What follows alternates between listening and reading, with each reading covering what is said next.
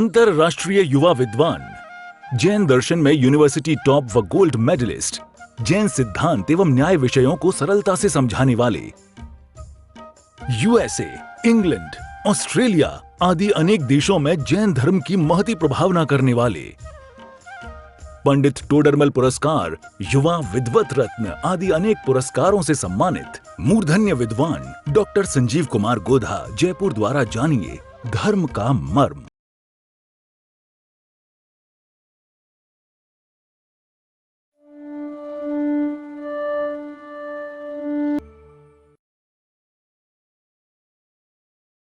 जो क्रोध मद माया पावन, लोभ रूप विभावे हैं, उनके अभाव स्वभावमय उत्तम क्षमादि स्वभाव है।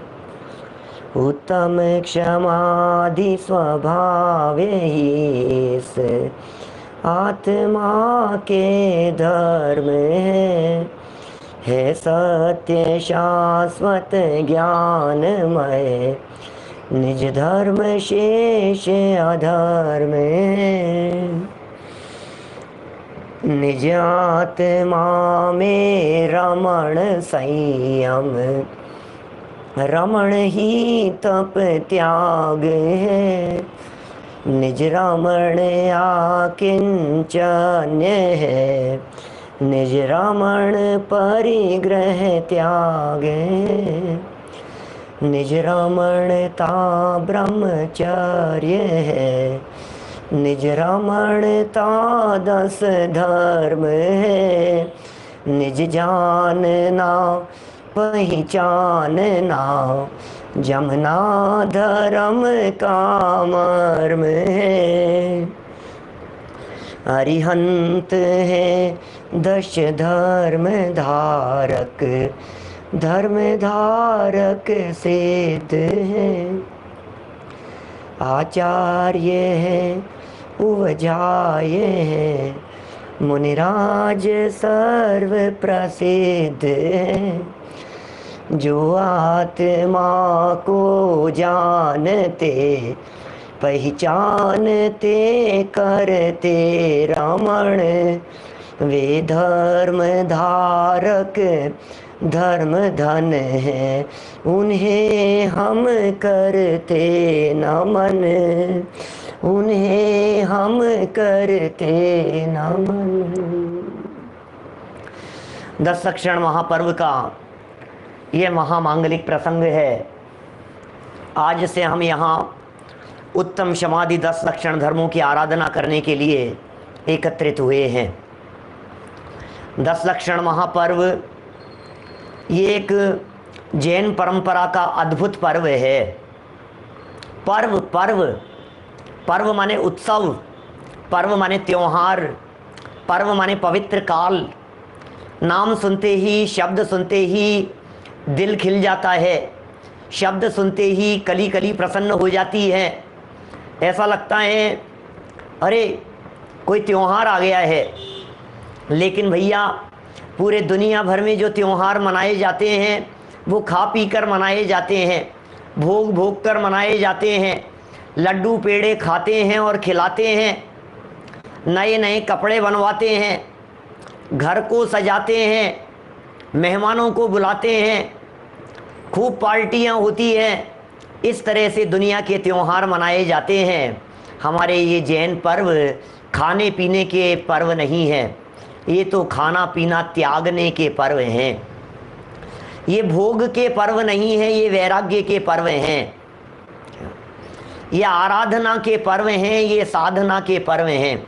हमारे इन पर्वों में साधना की जाती है, हमारे इन पर्वों में आराधना की जाती है, हमारे इन पर्वों में आत्म स्वभाव का अवलंबन लिया जाता है। ये पर्व कुछ अलग तरह के हैं। आत्मा की साधना के पर्व हैं, आत्मा की आराधना के पर्व हैं, आत्मा को जानने और पहचानने के पर्व हैं, स्वभाव की समीपता के लिए मनाए जाने वाले पर्व हैं। ये कुछ अद्भुत तरह के पर्व हैं सब। कैसे मनाते हैं इन पर्वों को? अनेक वर्षों से हम सब मना रहे हैं। अनेक वर्षों से क्यों कहूँ, मैं तो यह कह सकता हूँ अतुल भाई, जितनी आपकी उम्र है उससे 3 गुना ज़्यादा 10 लक्षण पर्व मना चुके। साल में 3 बार आते हैं ना क्या क्षितिज भाई, साल में 3 बार आते हैं। यदि आपकी उम्र 40 वर्ष की है तो 120 10 लक्षण पर्व निकल गए अपने जीवन काल में। मनाए कि नहीं, कैसे मनाए हैं, बधाई दे दे करके। और अभी तो जमाना और बदल गया है, मैसेज फॉरवर्ड करके मनाते हैं, फेसबुक पर मनाते हैं, व्हाट्सएप पर मनाते हैं। मिलने वाले जानने वालों का यदि कॉल आ जावे तो 10 लक्षण पर्व की शुभकामनाएं दे देते हैं। हो गया भैया, और कैसे मनाएंगे भैया। ये 10 लक्षण पर्व वर्ष में 3 बार भले ही आते हों, लोगों को तो पता ही नहीं है। मेरे साथ बहुत सारे लोग यूट्यूब पर भी जुड़े हैं, पता ही नहीं होगा बहुत सारे लोगों को तो कि साल में 3 बार भी आते हैं। और जो अमेरिका के साधर्मी मेरे साथ जुड़े हैं, मैं उम्मीद करता हूँ ये तो सब जानते होंगे। चैत्र में, माघ में और भादों में ये 3 बार 10 लक्षण पर्व आते हैं। ये शाश्वत पर्व हैं, ये त्रैकालिक पर्व हैं, ये जैनियों के पर्व नहीं है। यह बात अलग है कि इन्हें जैन समाज मनाता है, जैनियों के थोड़ी न है। क्यों भैया, ये धर्म क्या है? क्रोध नहीं करो, घमंड नहीं करो, मायाचार नहीं करो, छल कपट नहीं करो, लोभ लालच नहीं करो, यही तो है ना। मैं कभी कभी इन 10 लक्षण धर्मों को अलग एंगल से देखता हूँ तो मैं महसूस करता हूँ 4 कषाय और 5 पाप के अभाव स्वरूप ये 10 लक्षण धर्म हैं। क्रोध मान माया लोभ के अभाव में प्रकट होने वाले 4 धर्मों को तो आप सब जानते ही हैं। क्रोध के अभाव में क्षमा, मान के अभाव में मार्दव, मायाचार के अभाव में आर्जव, लोभ के अभाव में शौच, ये तो सब जानते हैं। इसके बाद में है हिंसा, 5 पाप भी है ना।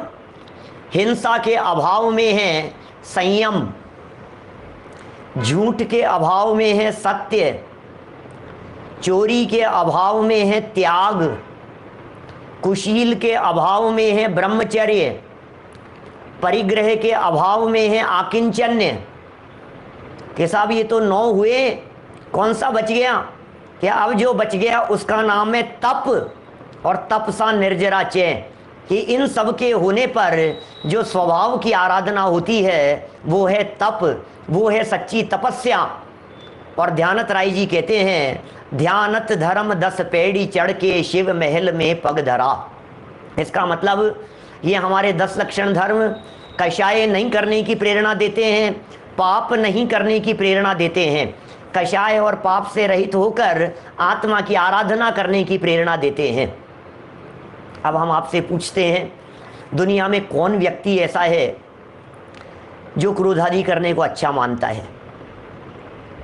एक चोर से भी पूछेंगे ना तो वो भी यही कहेगा चोरी करना बुरी बात है। मायाचारी, क्रोधी, लोभी, घमंडी ऐसे व्यक्ति से भी यदि पूछेंगे तो अपने बच्चे को यही सिखाएगा कि ये सब करना बुरी बात है। कहने का मतलब यह है, हिंदू हो या मुसलमान हो, जैन हो या अजैन हो, सिख हो, ईसाई हो, पारसी हो, किसी भी धर्म संप्रदाय को मानने वाले हो, क्रोध मान माया लोभ को भला तो कोई नहीं जानता है। ये धर्म सार्वभौमिक है, ये धर्म सार्वकालिक है। दुनिया के हर क्षेत्र में हर धर्म जाति संप्रदाय वाला इन धर्मों को मनावे। ये ऐसे धर्म हैं भाई साहब, नाम भले ही नहीं लेवे लेकिन स्वरूप तो सब जानते हैं। अरे औरों की क्या बात करें, तिर्यंच गति के जीव भी इस बात को जानते हैं कि चोरी करना गलत है, क्रोध करना अच्छा नहीं है। बंदर भी जानता है, मैं भी थोड़ा सा गुस्सा करूंगा तो डंडा पड़ जाएगा मेरे। कुत्ता भी इस बात को जानता है, यदि उसे रोटी दी जाती है किसी के द्वारा तो सामने बैठ कर के खाता है, और यदि किसी के घर से लेकर के भागता है तो छिप करके खाता है। उसे किसने सिखाया कि ये चोरी है और गलत काम है, वो भी जानता है। पशु भी जानते हैं, देवगति के जीव जानते हैं, तिर्यंच गति के जीव, मनुष्य सब जानते हैं ये क्रोधाधिक बुरे हैं। लेकिन भाई साहब, सिर्फ गुस्सा नहीं करना ये उत्तम क्षमा धर्म नहीं है। थोड़ा सा घमंड नहीं करते हुए दिखाई दिए और हमें ऐसा लगने लगे कि उत्तम मार्दव धर्म हो गया, शायद गलत फहमी में है, इसका नाम उत्तम मार्दव धर्म नहीं है। थोड़ा सा छल कपट करते हुए से नहीं दिखाई दिए, लोभ लालच नहीं दिखाई दिया और हमने समझ लिया हमारे तो 10 धर्म प्रकट हो गए हैं। नहीं भाई साहब, क्योंकि आत्मा को जाने बिना ये धर्म प्रकट होते नहीं हैं। यहाँ क्षमा की चर्चा नहीं है, यहाँ तो उत्तम क्षमा की चर्चा है। क्या चिराग भाई, यहाँ क्षमा की बात नहीं है, यहाँ तो उत्तम क्षमा की बात है। उत्तम क्षमा क्या चीज है? उत्तम क्षमा माने उत्तम शब्द सम्यक दर्शन और सम्यक ज्ञान की सत्ता का सूचक है, और क्षमा मार्दव आर्जवादी ये चारित्र गुण की पर्यायें हैं। कुछ बहुत विशेष मार्मिक बात कहना चाहता हूं, सभी स्वाध्यायी आत्मार्थियों को बड़ा मजा आएगा। क्या सुरेश भाई, बहुत मजेदार बात कह रहा हूं। उत्तम शब्द सम्यक दर्शन ज्ञान की सत्ता का सूचक है, ठीक है, और उत्तम के साथ में लगा क्षमा, मार्दव, आर्जव, ये सब चारित्र गुण की पर्यायें हैं, ठीक है। माने 10 धर्मों के साथ में जो उत्तम शब्द लगा दिया गया है, वह उत्तम शब्द तो सम्यक दर्शन सम्यक ज्ञान का सूचक, और जो क्षमा मार्दव आर्जवादी हैं ये चारित्र गुण की पर्यायें। अब एक बहुत मार्मिक बात कह रहा हूं, चारित्र गुण की यदि ये पर्यायें हैं तो एक समय में चारित्र गुण की कितनी पर्यायें होती है? बोलो, गंभीरता से सोचना। सब बहुत अच्छे स्वाध्यायी अभ्यासी लोग बैठे हुए हैं, मैं आप लोगों से पूछना चाह रहा हूं, मुझे बतलाइए, चारित्र गुण की तो एक समय में एक ही पर्याय होगी ना? तो कभी क्षमा होगी, कभी मार्दव होगा, कभी आर्जव होगा, ऐसा है। ये 10 लक्षण धर्म, आज उत्तम क्षमा धर्म का दिन है, तो उत्तम क्षमा धर्म तो आज होगा, फिर कल तो गुस्सा कर सकते। आज गुस्सा मत करना भाई साहब, क्या आज क्रोध मत करना, क्योंकि आज तो उत्तम क्षमा धर्म का दिन है, कल तो कर सकते हैं। कल घमंड मत करना, क्योंकि कल उत्तम मार्दव धर्म का दिन है। अरे भाई, ऐसा नहीं है। ये 10 लक्षण धर्म दिन में प्रकट नहीं होते हैं, दिल में प्रकट होते हैं। क्या कहा? दिन में नहीं, किसी डेट में नहीं होते, किसी समय में नहीं होते ये 10 लक्षण धर्म। ये 10 लक्षण धर्म तो आत्मा में प्रकट होने वाली पर्यायें हैं और एक साथ प्रकट होते हैं। इसका मतलब 10 धर्म यदि एक साथ प्रकट होते हैं और यदि ये चारित्र गुण की पर्यायें हैं, तो हमें समझ में नहीं आया आज क्षमा, कल मार्दव, परसों आर्जव, फिर शौच, सत्य, संयम, ये क्या चक्कर है? क्या ख्याल में आई क्या भरत भाई क्या कह रहा हूं मैं कुछ विशेष बात कहना चाहता हूं स्वाध्यायी लोगों के लिए, फिर कुछ सरल बातें भी करूंगा। सुनो भाई साहब, ये चारित्र गुण की पर्यायें हैं, और चारित्र गुण की क्या 10 पर्यायें हैं क्या क्षितिज भाई? चारित्र गुण की तो एक ही पर्याय होती है ना, और आप कह रहे हैं कि ये 10 लक्षण धर्म साथ में प्रकट होते हैं। जब चारित्र गुण की एक ही पर्याय होती है, वास्तव में चारित्र गुण की पर्याय का नाम तो चारित्र पर्याय है। श्रद्धा गुण की पर्याय का नाम श्रद्धा पर्याय है, ज्ञान गुण की पर्याय का नाम ज्ञान पर्याय है, तो चारित्र गुण की चारित्र पर्याय है। तो फिर क्षमा का क्या मतलब है? कि सुनिए, मैं बतलाता हूं आपको। वास्तव में ये 10 नहीं है, ये एक ही है। क्या ये 10 धर्म नहीं है भाई साहब, ये एक धर्म है। ये 10 धर्म नहीं है भावेश भाई, ये धर्म 10 नहीं है, ये धर्म के लक्षण 10 हैं। Point to be noted. क्या 10 धर्म नहीं पढ़ रहे हैं अपन, 10 लक्षण धर्म पढ़ रहे हैं। 10 लक्षण धर्मों की आराधना कर रहे हैं। इसका मतलब ये पहचान के चिन्ह हैं, धर्म नहीं है, पहचान के चिन्ह है।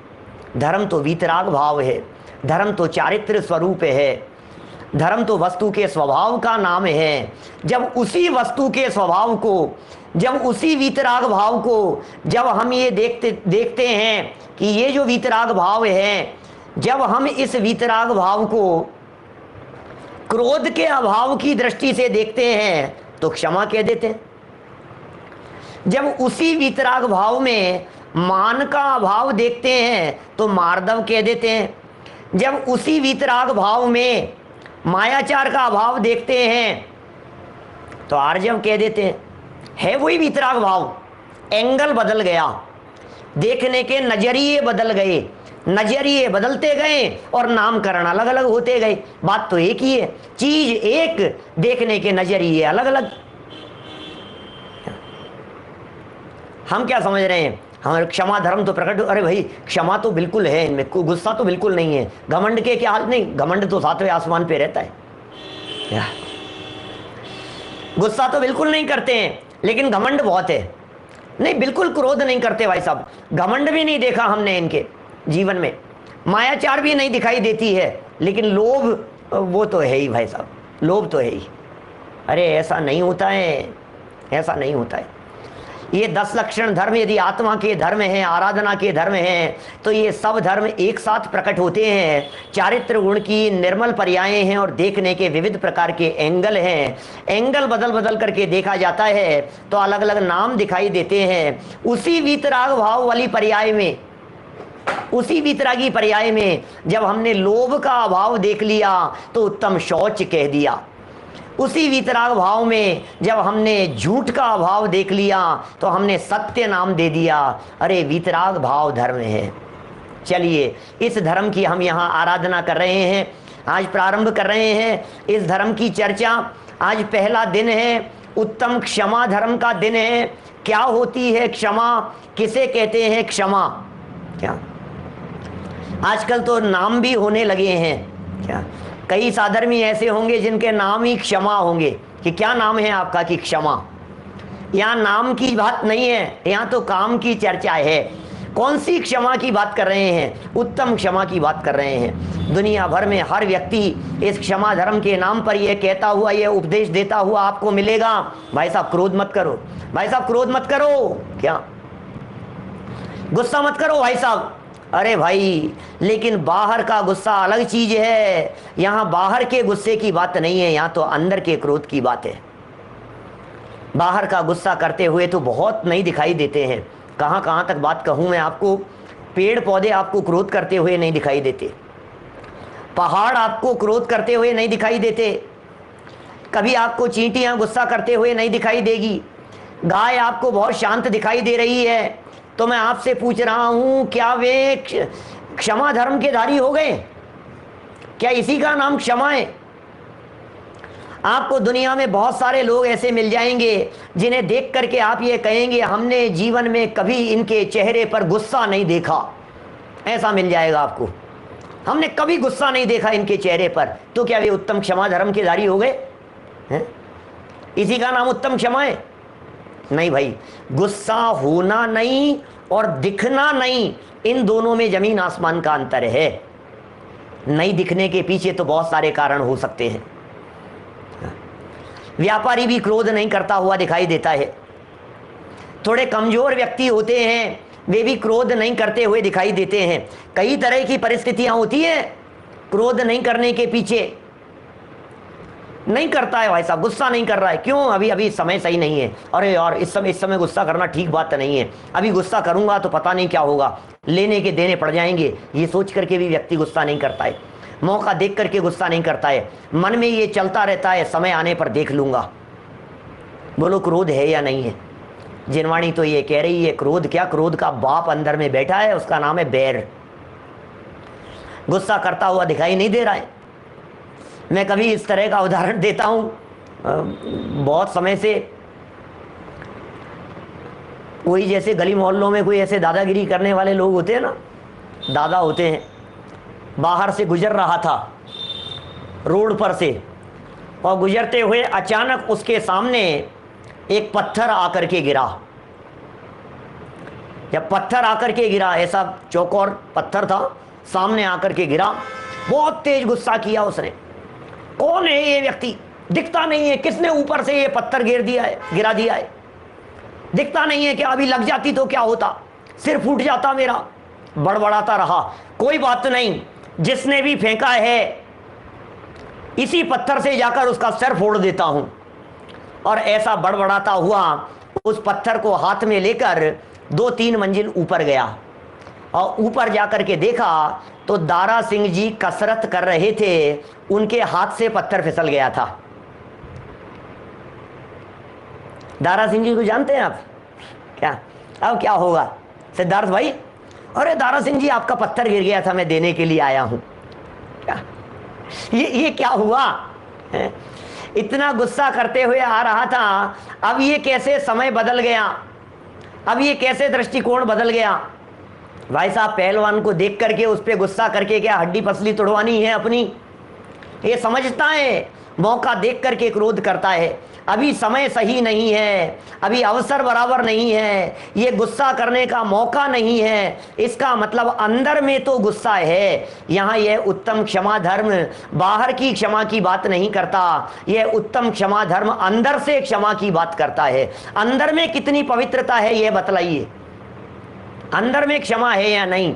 और सच कहें तो अंदर की क्षमा तो अंदर स्वभाव के अवलंबन से प्रकट होती है भाई साहब।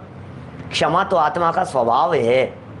उस क्षमा स्वभाव को जाने बिना क्षमा प्रकट होती ही नहीं है। एड़ी से चोटी तक का जोर लगा लो आप, क्षमा हो गई, क्षमा हो गई, क्षमा कर रहे हैं, क्षमा कर रहे हैं। काहे की क्षमा कर रहे हो आप? मुंह देख करके क्षमा की बात करते हो। व्यापारी व्यापार करते हुए कितना शांत दिखाई देता है। आप लोगों को तो शायद इस तरह का अनुभव नहीं है। अमेरिका वाले लोगों को तो मॉल में जाते हैं और वहाँ से चाहे जो चीज़ जो पसंद आती है उठा करके ले आते हैं, लेकिन हमारे यहाँ हिंदुस्तान के बाज़ारों में और विशेषकर साड़ी की दुकानों पर क्या हाल होता है। महिलाएं आती हैं, ये लेडीज़ आकर के ये दिखाओ वो दिखाओ, ऐसा नहीं वैसा नहीं, ये साड़ी नहीं महंगी दिखाओ, दूसरे कपड़े की दिखाओ, इस डिजाइन में नहीं है क्या, इसकी नहीं है क्या, इसका ये ऐसा चलेगा। फिर डिजाइन किसी और की दिखाएगी, कपड़ा किसी और की दिखाएगी, ये इसके अंदर नहीं मिलेगा क्या, ये उसके अंदर नहीं होगा क्या। और 2 घंटे तक दुकानदार का माथा पचाए, और माथा पचाने के बाद फिर अंत में ये कह करके जाए कि पसंद नहीं आई, मैं फिर आती हूँ थोड़ी देर में, दोबारा आऊँगी। बिल्कुल गुस्सा नहीं करता है भाई साहब, बिल्कुल क्रोध नहीं करता है, और मुस्कुराता हुआ जवाब देता है, ठीक है बहन जी कोई बात नहीं, फिर आइएगा। क्या मुस्कुराता रहता है। ये जो दशा दिखाई दे रही है, हम आपसे पूछ रहे हैं अंदर में कितना क्रोध दौड़ रहा है, लेकिन करें क्या? परिस्थितियां ऐसी हैं जो गुस्सा नहीं करने दे रही है। क्रोधी की हालत बहुत खराब होती है। दादा ने अपनी धर्म के 10 लक्षण नामक पुस्तक में एक बहुत सुंदर उदाहरण दिया। इस प्रसंग पर आप लोगों ने सबने सुना होगा क्या, लेकिन सबने सुना है उसके बावजूद भी मजा आता है बार बार में चर्चा करने पर। क्रोधी व्यक्ति को हमेशा दूसरे की गलती नजर आती है। क्या ध्यान आ गया होगा? हमेशा दूसरे की गलती नजर आती है, खुद की गलती दिखती ही नहीं है उसको। गिलास रखा हुआ था क्या, और मालिक चलते चलते कांच का गिलास जमीन पर रखा था और ठोकर लग गई तो नौकर पर चिल्लाता है। अपने आप पर गुस्सा नहीं आता कि मैं देख करके नहीं चला, नौकर पर गुस्सा आता है, किसने रख दिया था ये गिलास, ये कोई रखने की जगह है, बीच में भी कोई गिलास रखता है क्या? गुस्सा करके बात करता है।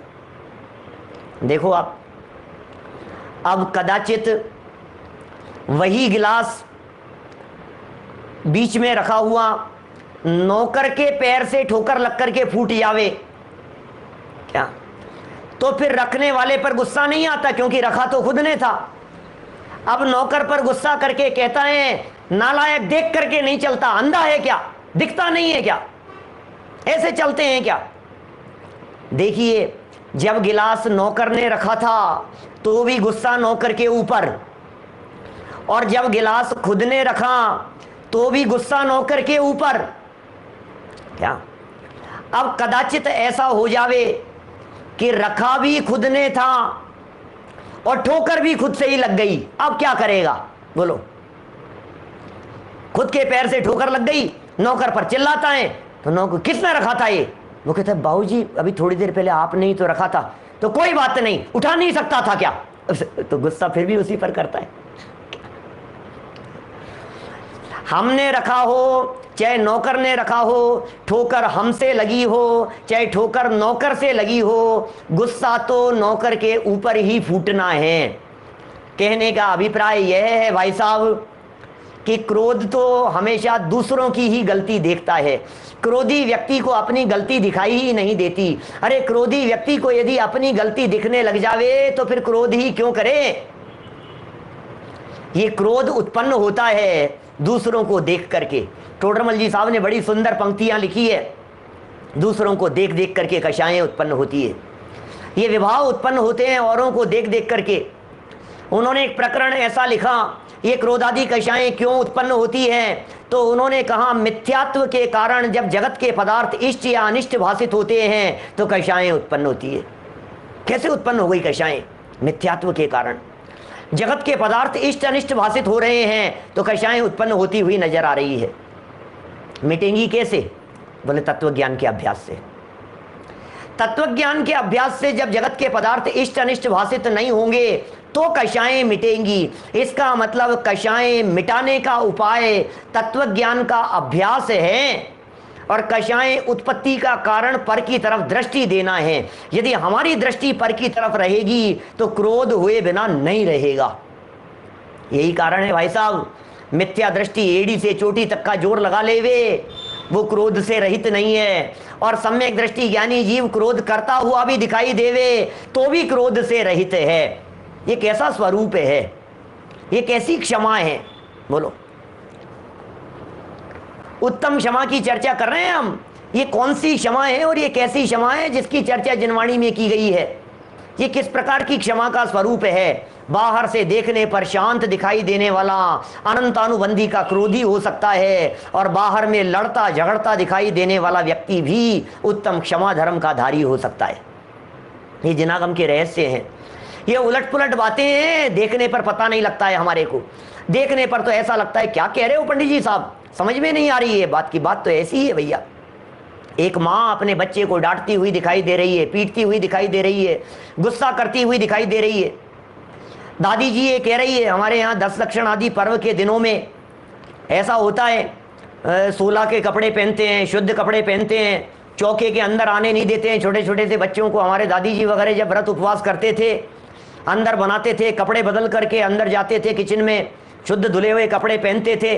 और बच्चा यदि अंदर आने की कोशिश, नालायक जला दूंगी, पैर तोड़ दूंगी, तेरे टुकड़े टुकड़े कर दूंगी, खबरदार जो अंदर आया तो। अब देखो आप कैसा गुस्सा करती हुई दिखाई दे रही है माँ, लेकिन उसके बावजूद भी अंदर में तो क्षमा का दरिया बह रहा है। मारने का परिणाम नहीं है, गुस्सा नहीं है। माँ के हृदय की गहराई में झांक करके देखो आप, वो बच्चा 911 ही है ना, कंप्लेन नहीं करता है क्या?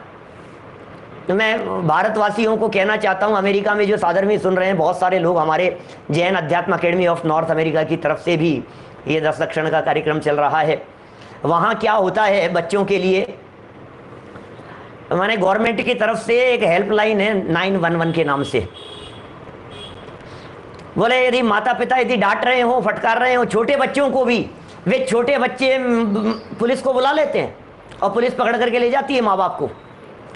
क्या 13 साल के बाद? बोलो आप, अधिकार नहीं है माता पिता को बच्चों को डांटने का, फटकारने का, चिल्लाने का, गुस्सा करने का। अब ये कैसी स्थिति है? चलिए यहाँ तो हम क्या कह रहे हैं, गुस्सा करते हुए दिखाई दे रहे हैं। भैया शक्ल तो ऐसी दिखाई दे रही है, डाकिनी शाकिनी भूत पिशाचिनी जैसी, गुस्सा करते हुए चुड़ैल जैसी शक्ल दिखाई देवे, मार दो देखता नहीं, और ऐसे ऐसे गुस्सा करते हुए दिखाई देवे। लेकिन अंदर में जरा झांक करके देखो, अंदर में क्या है। एक्सरे लेकर के देखो, सोनोग्राफी करके देखो, आप अंदर से देखेंगे तो शांति दिखाई देगी, अत्यंत शांति दिखाई देगी।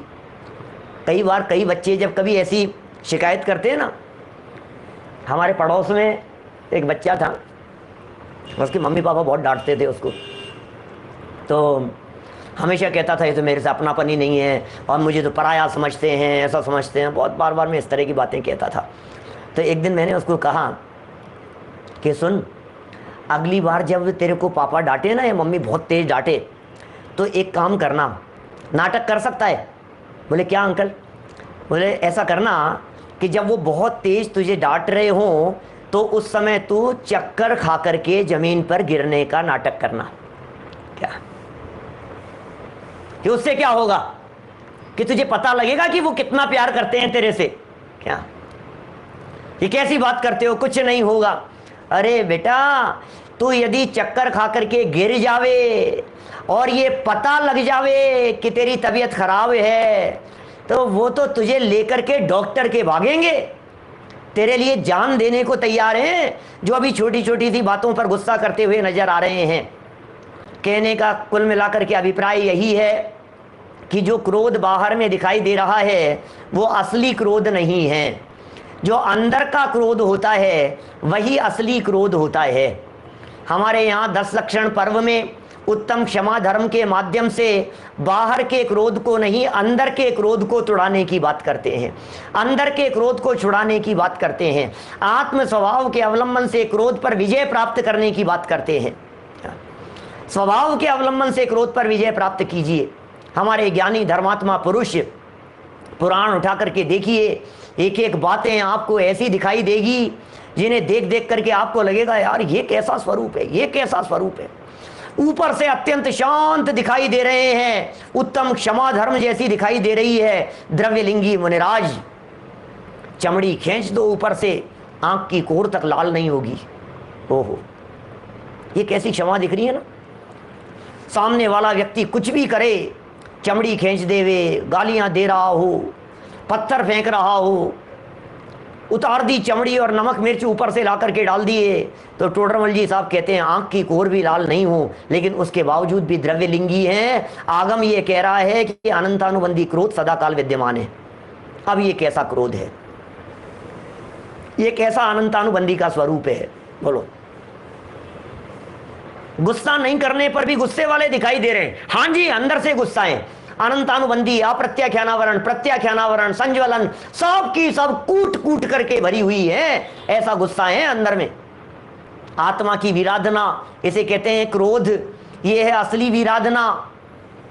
और बाहर में कुछ ज्ञानी धर्मात्मा युद्ध क्षेत्र में लड़ते हुए नजर आवे, क्रोध करते हुए नजर आवे, तीर चलाते हुए नजर आवे, सामने वाले व्यक्ति को मौत के घाट उतारते हुए नजर आवे, लेकिन उसके बावजूद भी जिनवाणी ये कहती है भैया ये चौथे गुणस्थान वर्ती उत्तम क्षमा धर्म के धारी है, ये पंचम गुणस्थान वर्ती है उत्तम क्षमा धर्म के धारी हैं, ये छठे सातवें गुणस्थान वर्ती मुनिराज कदाचित किसी को कठोर शब्दों में भी कहे, हे दुरात्मन, हे आत्मपंसन, हे आत्मघाती, हे मिथ्या दृष्टि, हे घोर पापी, क्या कर रहा है, नरक में जाएगा, दर दर की ठोकरें खाएगा, रखड़ेगा, रखड़ता रहेगा। ऐसे ऐसे शब्दों के प्रयोग करें मुनिराज भावलिंगी संत। ऐसी डांट लगाएं हमारे को कि पंच परावर्तन करेगा, तुझे दिखता नहीं है क्या काम करता है, कैसे खोटे काम करता है। ऐसी बातें कहते हुए भी अपार करुणा के धारी है। ऐसी बातें कहते हुए भी कैसी करुणा वर्तती है उनके हृदय में। अरे वे तो करुणा के सागर हैं, वे वीतरागी संत। ऐसे कठोर शब्दों का प्रयोग करते हुए भी पंचम गुणस्थान वर्ती का क्रोध और ज्यादा दिखाई देता है।